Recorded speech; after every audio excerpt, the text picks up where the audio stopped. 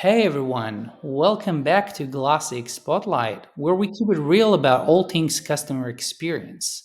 Buckle up because today's episode is going to be epic. We're chatting with Peter Ryan, the wizard behind Ryan's Strategic Advisory. This guy knows everything there is about tech, customer service, and making businesses shine on the global stage. From his early days shaking things up at Conduit Global to now running the show at his advisory firm, Peter's been all about pushing boundaries and exploring new frontiers in customer experience.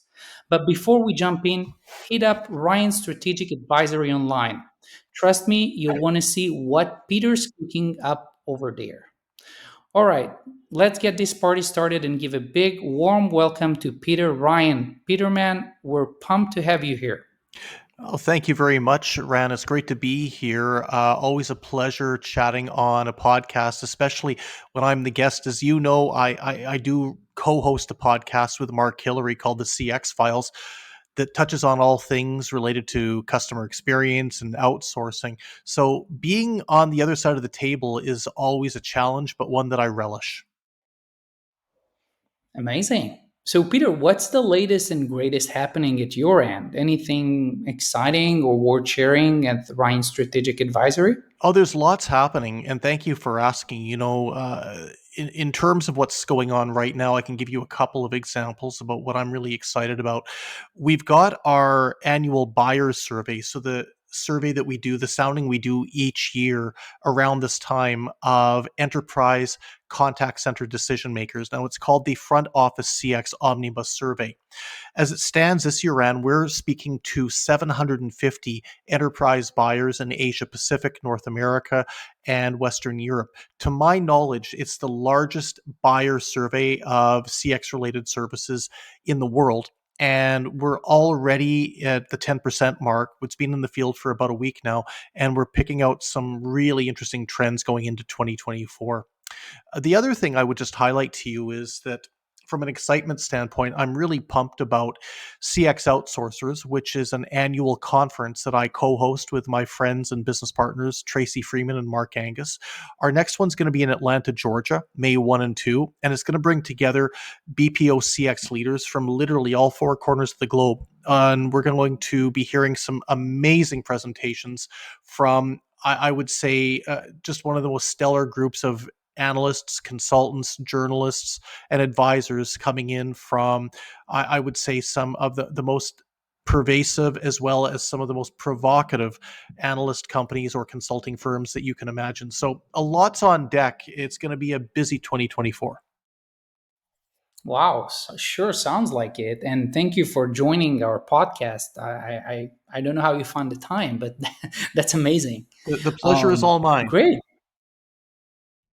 Right. So, well, for our listeners today, today's episode is called Strategizing Success, Peter Ryan's global vision for CX and BPO evolution. And Peter, I wanted to jump right in. I wanted to get your thoughts on this. So, I mean, with your extensive experience as a global BPO advisor, how have you seen the customer experience landscape transform globally? I mean, what are the emerging trends you're observing in technology and CX delivery models?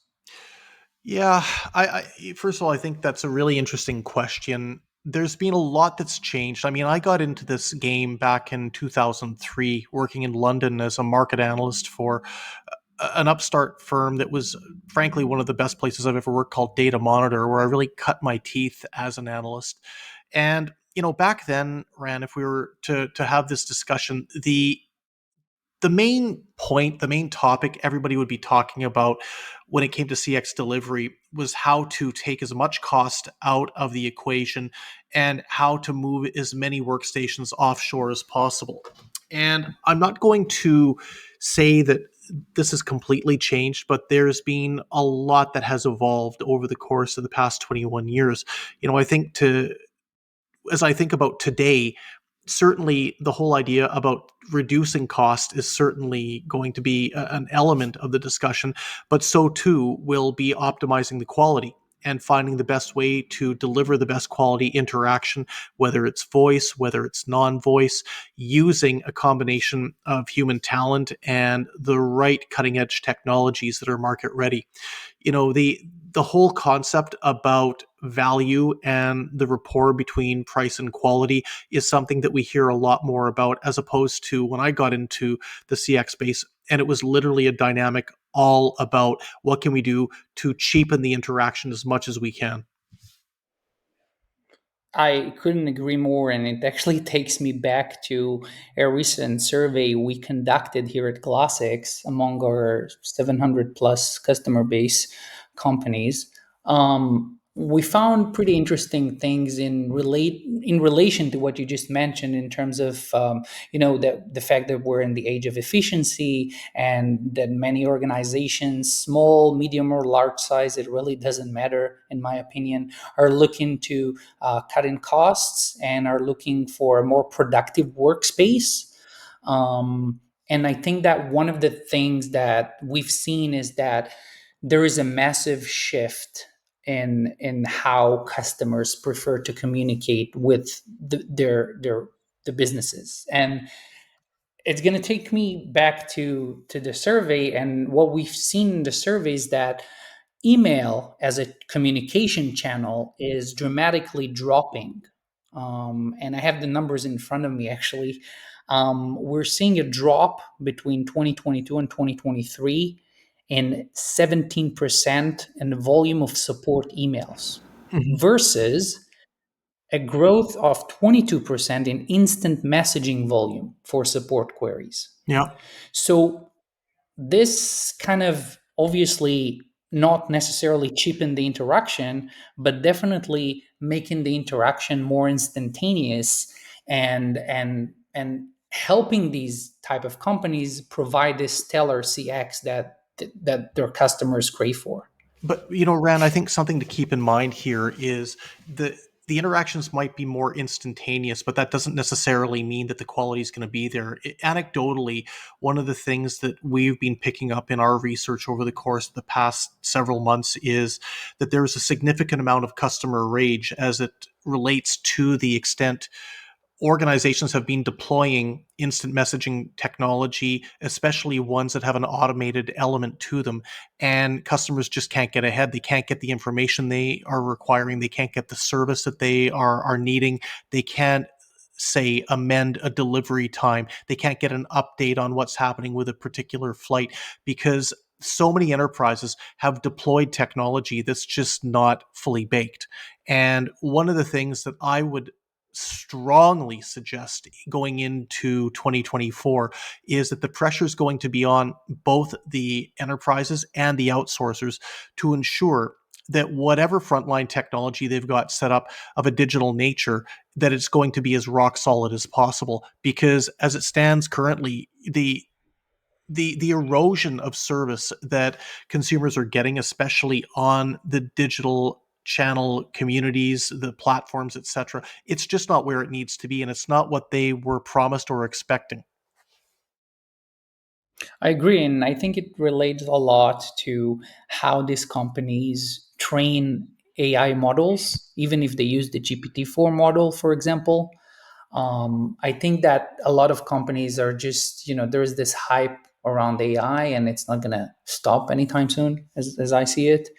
But I think that, back to your point about automated interactions, I think that one of the crucial things here is that companies have to realize that AI, or implementing AI into their customer experience or customer service strategy, is not something that you can just set and release. It requires maintenance. It requires attention, and it requires them to put in the hours in order to train it properly. Oh, Um, 100%. And this is the problem. There's been so much hype around artificial intelligence and Gen AI and what it can do and how it's going to transform everything. And it probably will transform a heck of a lot of things when it comes to CX. But we have seen this movie before. We know how it ends when technology is deployed for the sake of deploying it and not after it's been stress tested, not after it's been found to be watertight. You end up getting very unfortunate and unpleasant interactions, and it makes consumers mad. And Rand, I would say that this is even more serious today, considering the number of enterprises that are literally removing the option to actually contact them by telephone. This is really coming to a head. And I predict that this is going to be the number one issue around CX going into the rest of this year. I was speaking with a friend of mine in the UK yesterday, and they were talking to me about how one of the agencies that surveys the general public about their customer experience satisfaction, about how they're feeling around how CX has been treating them. They've apparently come out with a report, and I've not seen it yet for full disclosure, but it relates specifically to the absolutely dreadful deployment and the dreadful design of so many of these digital platforms, and how they're automatically interacting, or in this case not interacting, with the general public. It's a failure that we can't afford as an industry to tolerate. Wow. Yeah, wow. That's a great example. Well, not a great example, but it is an example of how this has come to effect. Um, Peter, so your expertise in nearshoring and offshoring is obviously are like renowned. And can you discuss how these strategies are like reshaping the BPO industry and what companies need to consider to effectively integrate these models into their customer experience framework? I think pragmatism is going to be really important. Number one, I think explaining to the enterprise client that no there's no silver bullet, there's no magic bullet in the sense of a one size fits all solution that's going to satisfy all customers at any one time. There needs to be a good mix of front end technology, of back end technology, as well as the human element. And when it comes down to the human element, this is something that's just not going away. And Uran, I can recall back in the mid 2000s, everybody was talking about how all of a sudden IVR technology, speech automated IVR, was going to kill off the human element in the contact center. Well, obviously, it didn't come to pass. There's a need for human interaction. There is a need for a one on one when a transaction or an interaction becomes a little bit more on the complex side. And what I would counsel any organization is to try and not look for ways to eliminate the human element to the contact center, but to have the human element complemented and empowered by the technology that's out there, and be pragmatic about the technology in the near, medium, and long term. What you're going to be able to do in 6 months, 1 year, in 24 months is not what you can do today. Recognize that, figure out what you can do to a very high level of confidence and satisfaction today. Deploy that technology, but keep your eye on the ball in terms of what's going to work and what's not going to work. Because at the end of the day, no organization, no enterprise can afford to tick off a consumer to the point where they're going to go look for another airline or another e-commerce provider or another ride sharing service. It's just that much of an issue. Consumers are sensitive right now, and they're more willing to attrit than they ever have been before. And I think it's also a generational thing. When we talk about consumer behaviors or preferences for that matter, I think it's also very much generational thing and depends on the brands they interact with. And there are a lot of different, you know, intervals in this equation. But what I want to go back to your point about how businesses or organizations should not lose the human touch. It's kind of connects to what we do here at Glassix. Part of our mission and vision, in a way, is that we literally empower support agents or anyone that uses our platform to be not just to have an easier life or a better workspace or a more empowered environment for that matter using technology. We developed quite a few features that helps support agents to just be better at what they do. If it's one click auto summarizing a conversation using AI, or if it's one click using auto suggested replies, so where the AI analyzes the text from the conversation and then suggested different answers accordingly.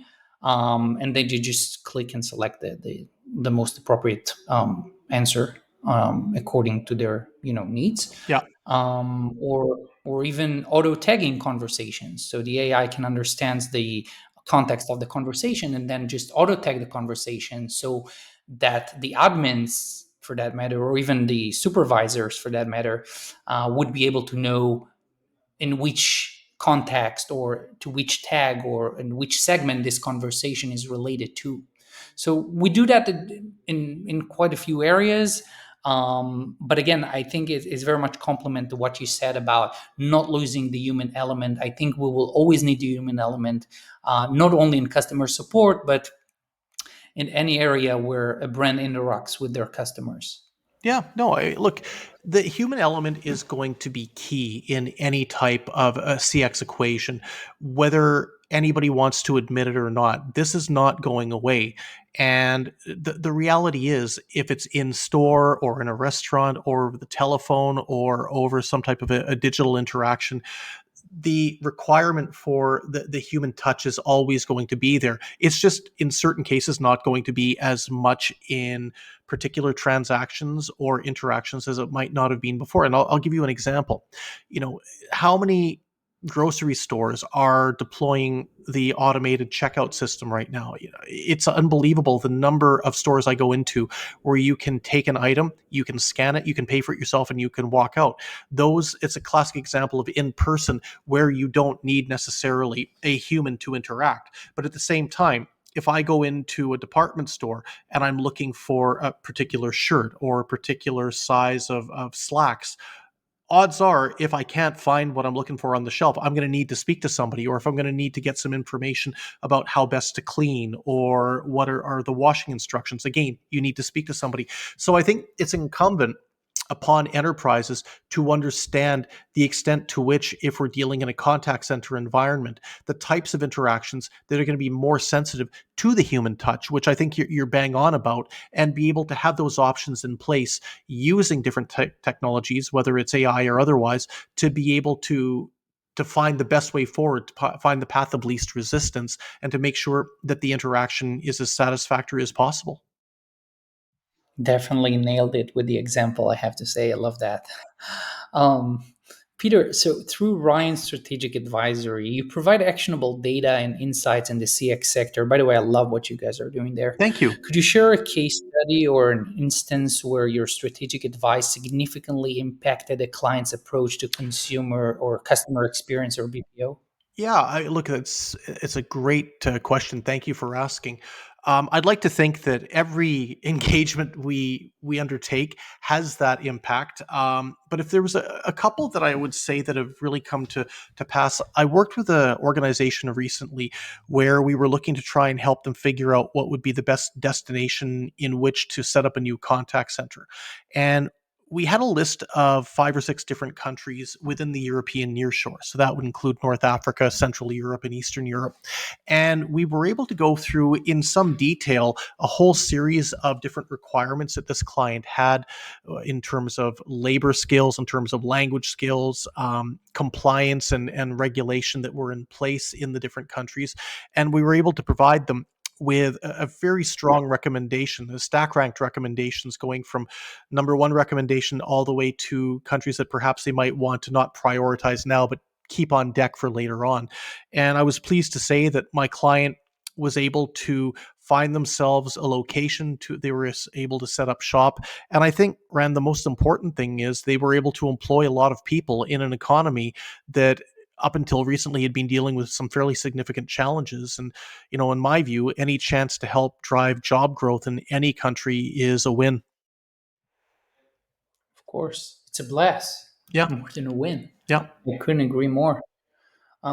Yeah, so I want to talk a little bit about the front office omnibus Yeah. and survey that you guys have conducted. Sure. So um, I kind of find it highly regarded for its comprehensive analysis. What are some of the most surprising or revealing trends you've uncovered in recent years, and how should businesses leverage this data? What is like your, one pick or gondol nugget that you think that businesses can and should leverage? Well, the Omnibus survey is literally a deep dive into what enterprise buyers of CX services, whether it's outsourcing or technology, what the buyers are thinking about, what's on their minds, what are their challenges going into the coming 12 to 24 months, what are they looking to do strategically within the scope of their own CX operations. So there's been a number of different trends since we launched the survey in 2017 that we've been able to uncover or unearth. I think for me, Ran, if I was to identify one in particular, likely it would be the year before, maybe the year before, or even 2 years before the pandemic started. And we started finding within the enterprise CX community, there was definitely a shift towards home based working, a shift towards remote working that we were picking up much before the March 2020, as I like to call it, this Dunkirk move from in center to home working. We were seeing in 2018, 2019 that buyers were looking to work with BPOs that had a good remote working capability, that had an established track record in it, that were able to provide that flexibility of in center and work from home. To my mind, that was something that really stood out for me as one of the key learnings or one of the key findings that the Omnibus was able to pull out well in advance of what became a macro level trend that necessitated home working. We were already finding that this was the case even 12 to 18 months before. Unbelievable. And I think high time for home working actually started where around 2019, where COVID, the pandemic just started Yeah, it around was that it was time. March 2020 when I think that the big shift happened with the pandemic, but we could already see the buyers had this in mind. This was something they were starting to prioritize when they were looking for a CX services partner, and they were already looking to try and find the tech platforms to help them do their own homeworking if they wanted to keep work in-house. No, I think that that is incredible. Peter, I think that, what I have seen that is your ability to connect with people worldwide and understand diverse markets is really extraordinary. And what advice do you have for businesses looking to expand their global footprint and customer experience in BPO sectors? Look, I think that the advice I would have to give anybody is if you want to enter a new market, if you want to enter a new, whether it's a geographic market or a vertical, you need to get out there. You need to do your research. You need to not just do internet based desk research, but you've got to get out and you've got to speak to people. And one of the things I try and emphasize to my clients is that if I'm going to recommend a particular location, I'm going to make sure I've set foot in that country. If I'm going to recommend a particular technology, I want my clients to know that I've had a chance to speak with people from the development side. I've had the chance to try the technology myself. You need to get your hands dirty, Ran. And I think that this is what I would counsel anybody. You're not going to get the full picture until you're actually in the coal face, so to speak. You've got to be able to get out there and find out what's going on in a particular destination. You've got to find out what's happening in a particular demand market. You've got to find out what's happening in a specific industry. And that's the only way you're going to get a full picture and you can come up with a strategy to grow your organization. I love that. And now you got me even more curious about your work because I kind of find it, and correct me if I'm wrong here, of course, um, that you guys or yourself is kind of a marketing specialist combined with business development, combined with many other hats. And I'm trying to figure out from a prospective customer point of view, how will a process work when I looking to hire your services? Can you elaborate a little bit more about that?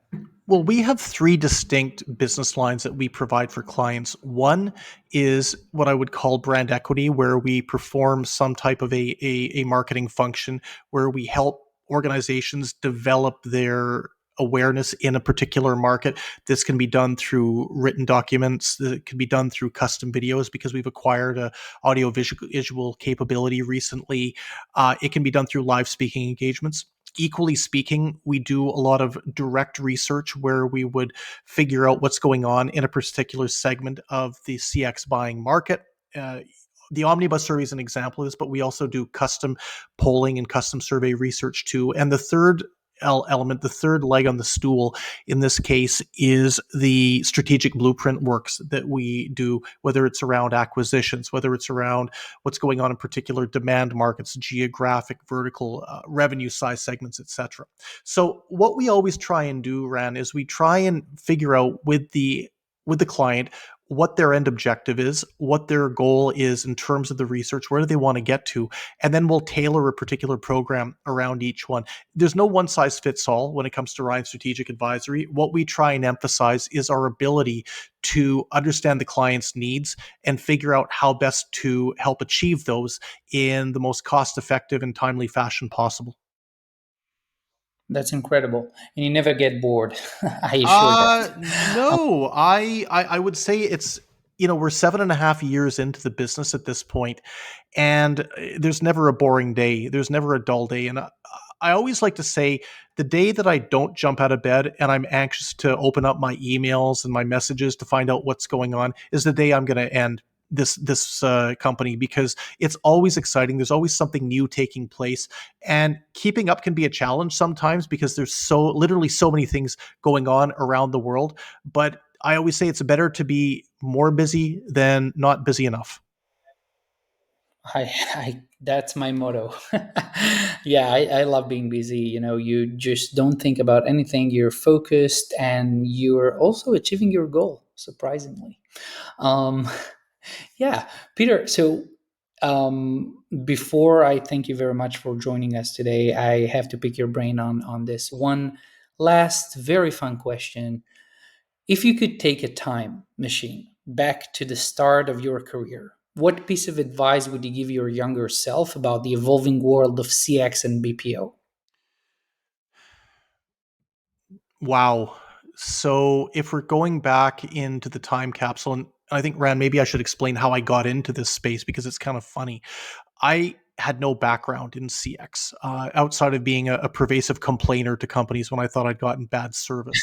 And I was applying for my job at Data Monitor and working as a market analyst because I've been working in prior to the technology field at a major computer manufacturing firm, and we used a lot of Data Monitor's information. I loved it, and I put in an application to work as an analyst, and they called me up and they asked would I like to join the CRM team or interview for the CRM team. And I said, oh, absolutely, I'd love to. The first thing I did when I hung up the telephone was this is how old it was. I went onto Yahoo, not Google, but Yahoo, and I typed in what is CRM, and I found out it had to do with customer relationship management, and everything came into play. Joined a wonderful team of people who I'm still friends with to this day.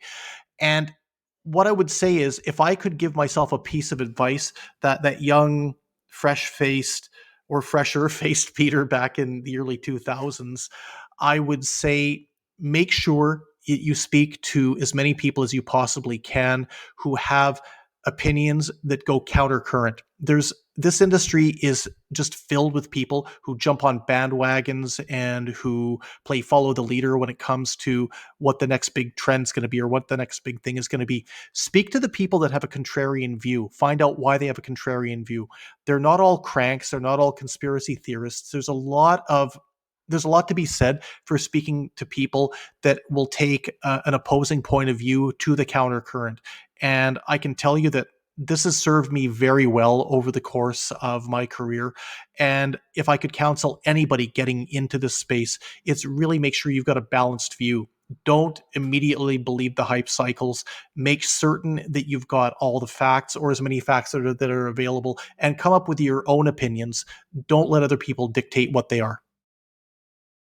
Yes, I absolutely love that. And I tend to follow this myself, in marketing, trying to follow these controversial, in a way, opinions of many marketers.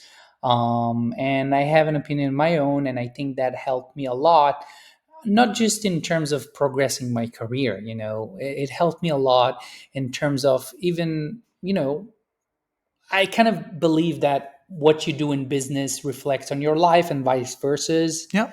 And I think that, being controversial, but for the good side of controversial, not the bad one, and being a helping hand, even if you don't feel like it sometimes. And that's kind of connected to what you said about networking with the right people that have opposing views. I think it's a beautiful advice.